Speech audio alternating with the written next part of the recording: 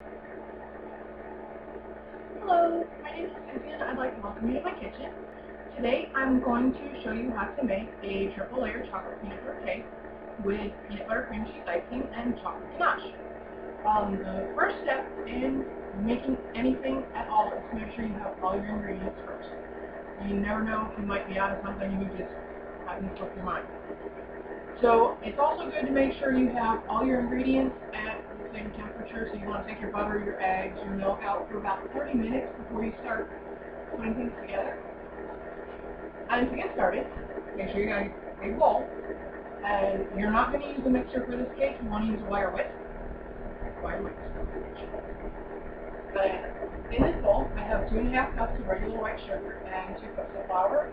We're going to add to that 3/4 cup of cocoa, unsweetened cocoa, a teaspoon of salt, and 2 teaspoons of baking soda. Unless you're really familiar with cooking, never measure over your bowl, because you can always pour too much and it'll spill over into your bowl and then you'll not taste it.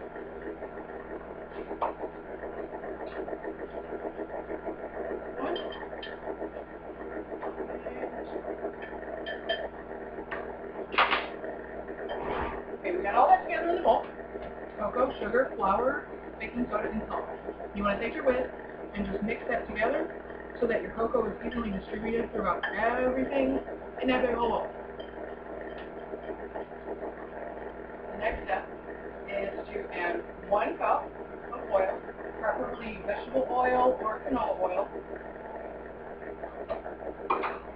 1 cup of sour cream, and 1.5 cups of water.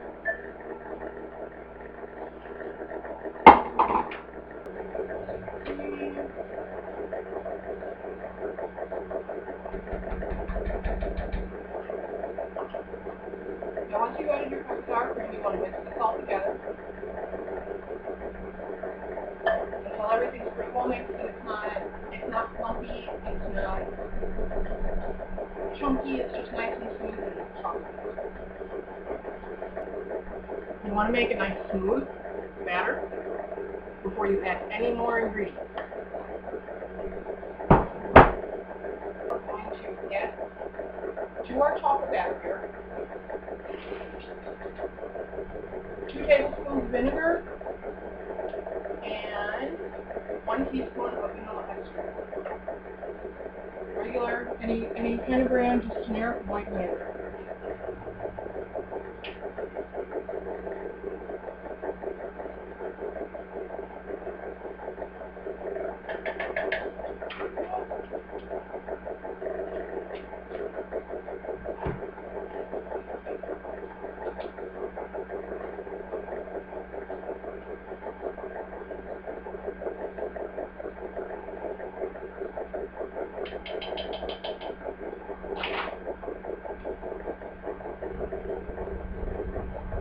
Okay, you want to make sure you have that mixed all the way in before you add any more ingredients.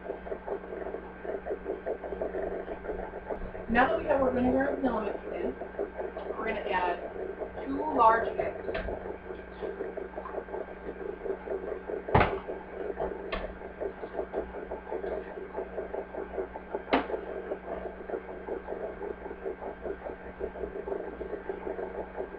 Now you want to make sure you beat the eggs in very, very well. You don't want chunks of eggs floating around. You don't want that white top off your batter. So make sure that your eggs are very well blended into your batter. You'll need to have 3 8-inch cake pans already greased ahead of time. I would recommend you put this wax paper or parchment paper in the bottom of your pan. It'll make your cakes come out a whole lot cleaner. When you pull it out of the oven and you flip it out of the pan, you just peel it off. Perfect. You want to take your batter and you want to divide it as evenly as possible between your 3 pans and slide it into an oven preheated at 350 degrees. Once you've divided your batter into your 3 pans, you want to slide it into an oven that's been preheated at 350 degrees. It's going to take about 30 to 40 minutes for your cake to bake. All you need to do is take a toothpick, stick it in the center of your cake, pull it out. If there's no cake batter, just don't do it. Your cake is done. So I'm going to go ahead and put these in the oven. while our cakes are baking, we'll go ahead and make the frosting to go over the cake. In this bowl, I have 1 stick of butter, 2/3 cup of creamy peanut butter, and 10 ounces of cream cheese. You want to take these 3 ingredients here and you want to blend them together with a mixer until they're smooth. We're going to blend it together with a mixer until all of it's smooth and together. You got no more chunks of butter, no more chunks of cheese.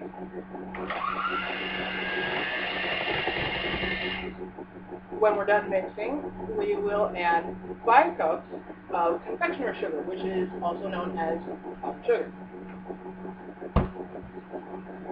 So you want to blend your frosting until it's smooth. As you can see, you want it to be spreadable.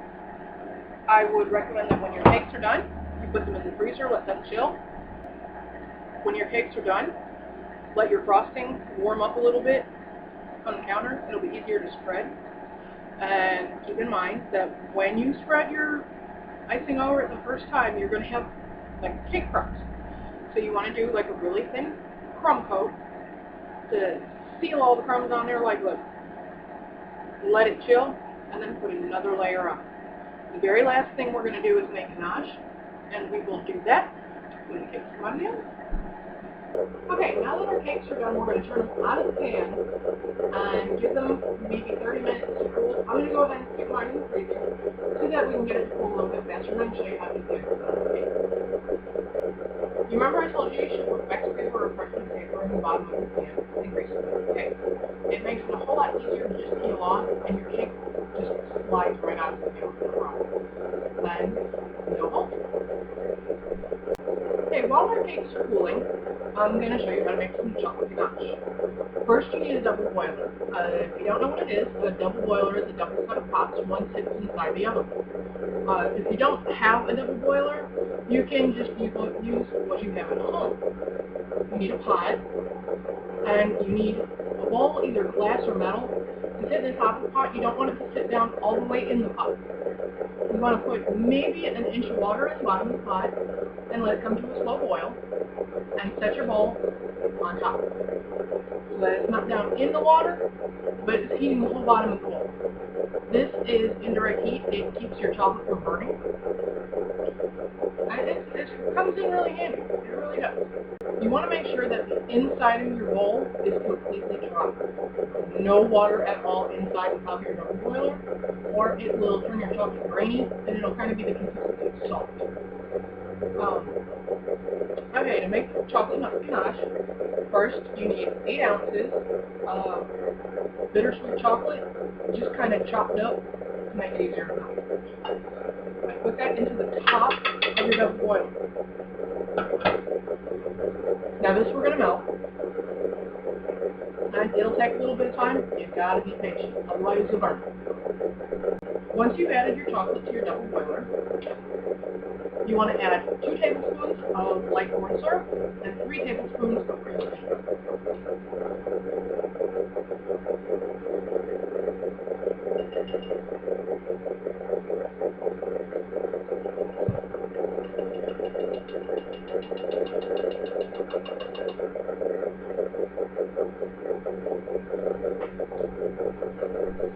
You want to make sure you have your wire whisk candy.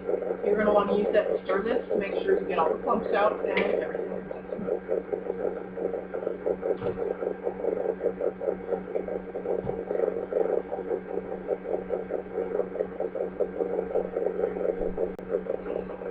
Be patient when working with your chocolate. Chocolate is really delicate.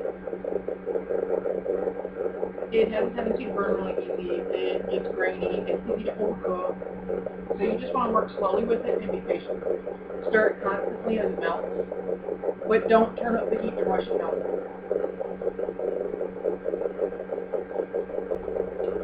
Once your chocolate has completely melted and you have it all mixed together, you want to remove it from the heat, and you want to add a half a cup of half a cup and whisk it into a quick just.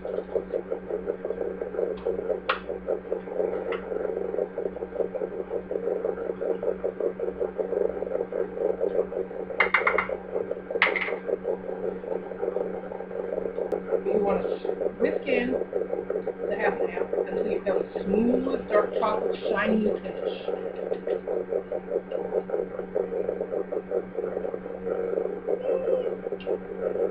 I would recommend icing your cake with peanut butter icing before you make the chocolate ganache because it sets really fast. So unless it's something you're used to doing, you want to make sure you do it in order so that your cake comes together. Okay, we're going to go ahead and start icing this cake so we can put the chocolate ganache that we just made on top.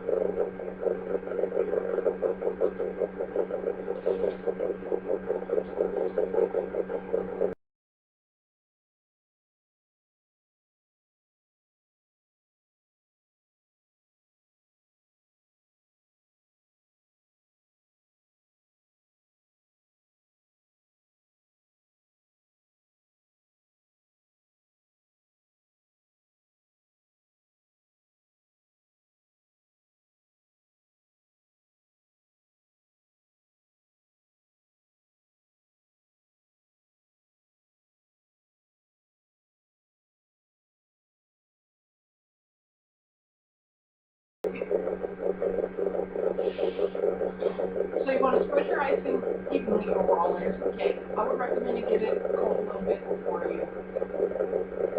before you add the ganache to it. So you can do a final polish of the cake.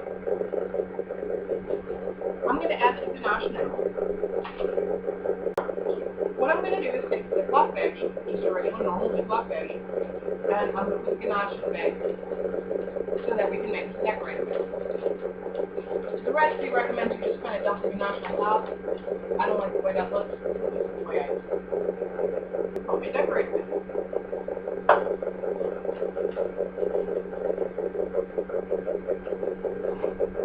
Get a scissors and snip off a very tiny corner in your bag.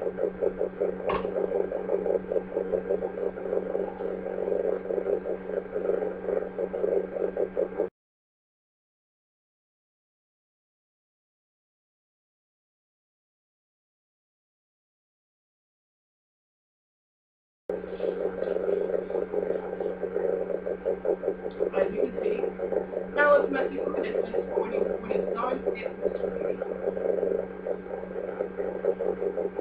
I'm going to do a final ring around the top,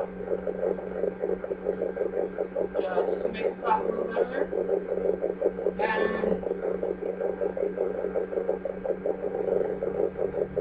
just put a little decoration right on top to finish it. Kind of messy looking cake when it's done, but it's delicious. And I